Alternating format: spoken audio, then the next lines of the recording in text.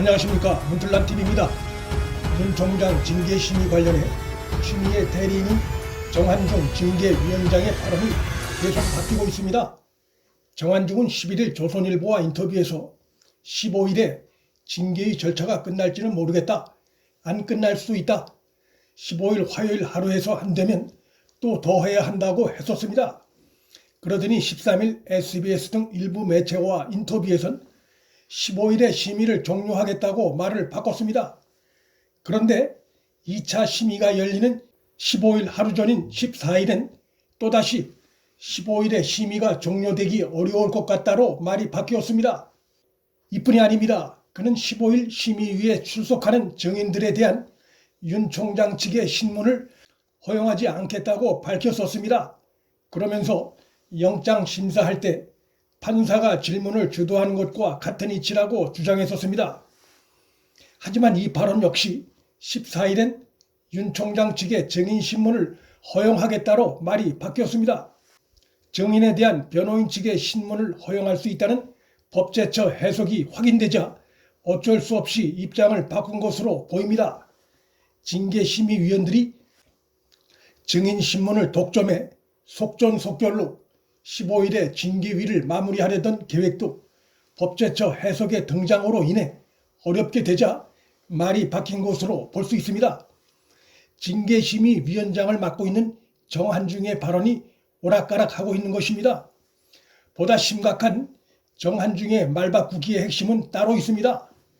그는 그간 여러 공개 장소에서 반윤석열 라인 언행을 해온 것에 문제점 지적에 대해 가정적인 상황에 대한 발언이었으며 원론적인 입장이었을 뿐이라면서 자신의 공정성에 문제가 없다고 강변해 왔습니다. 그런데 그의 공정성에 중대한 하자가 추가됐습니다. 그가 법무부 산하 기관인 정부 법무공단의 이사로 활동하고 있는 사실이 드러난 것입니다. 법무부 피감독기관에서 국가소송 및 법률사무 지원 역할을 한다는 점에서 그가 법무부와 얼마나 밀착된 관계에 있는지는 따로 설명이 필요 없을 정도입니다. 더욱이 그는 지난 4월 바로 추미애에 의해 법무공단 이사로 선임된 사실도 드러났습니다. 이에 대해 정한중은 언론과 통화에서 법무장관 인사권 내에 있는 징계위원인 법무부 차관과 검사들도 다 그런 셈이 아니냐라고 강변을 했습니다.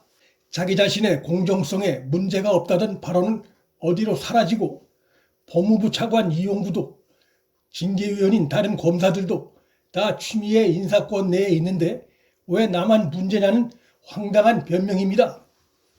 이용구 차관도 심재철 국장도 공정성 문제가 심각하게 제기되어 있는 상황입니다. 따라서 정한중의 이 같은 발언은 자신이 징계심의위원 구성의 공정성, 다양성 차원에서 도입된 민간위원으로서의 자격이 없다는 것을 스스로 실토한 것이나 다름없습니다. 자신의 공정성을 내세우더니 다른 징계위원들 경우와 별 차이가 없다는 식으로 말을 바꾸고 있는 것입니다. 추미애가 주도한 윤 총장 징계위의 취약성을 드러내는 두 가지 중대한 하자가 추가로 드러났습니다. 추미애 라인인 신성식 대검 반부패 강력부장이 남부지검에 의해 채널A 사건 관련해 한동훈 사건 KBS 오보 피의자로 특정된 사실이 드러났고 그간 SNS 등을 활용해 공개적으로 윤 총장을 비판하는 언행을 해온 임은정 대검찰청 검찰정책연구관이 예비위원회에 포함됐다는 소식이 전해졌습니다.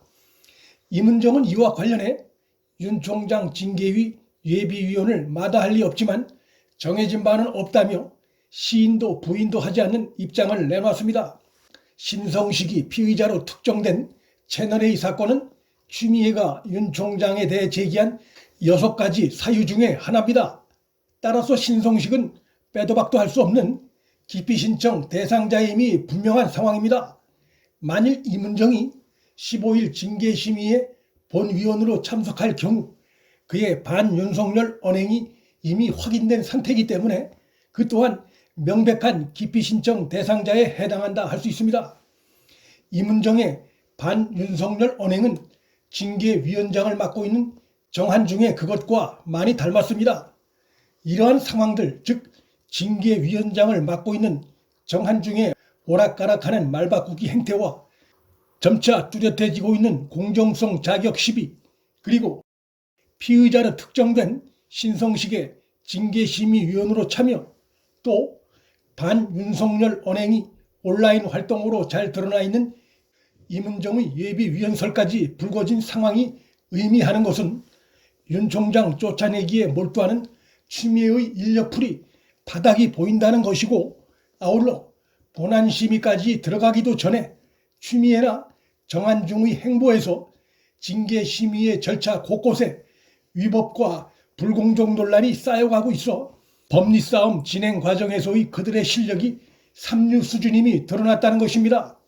이런 가운데 여권 내부에서 윤 총장에 대한 징계 수위를 놓고 여권이 지금까지 윤 총장에 대해 해온 수사지휘권 박탈이나 직무 정지 등의 각종 강경 조치들, 그리고 윤 총장에 대해 그들이 내뱉어온 부정적 발언들이 있어 무혐의 처분은 결국 자신들의 지금까지의 언행을 스스로 부정하는 것이 돼 택하지 않을 것이고, 해임이나 면직은 국민의 거센 반발이 두렵고, 그래서 정직 몇 개월 조치로 윤 총장의 손발을 묶는 결론을 낼 것이란 말이 떠돌고 있습니다.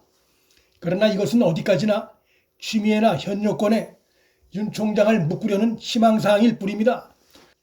몇 개월의 정직 조치를 내릴 경우 윤 총장 측이 집행정지 신청을 할 것이고, 검찰총장을 정직할 만한 분명한 사유가 드러나지 않은 이상 징계 절차상의 논란이 너무 많은 상황이기 때문에 윤 총장은 비교적 짧은 시간 내에 총장직에 복귀할 가능성이 높다고 전망됩니다.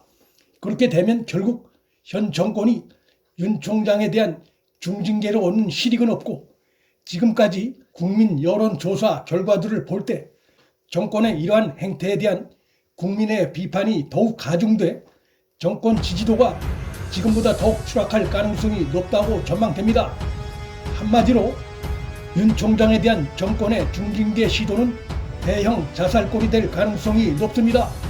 문틀란TV 여기서 마칩니다.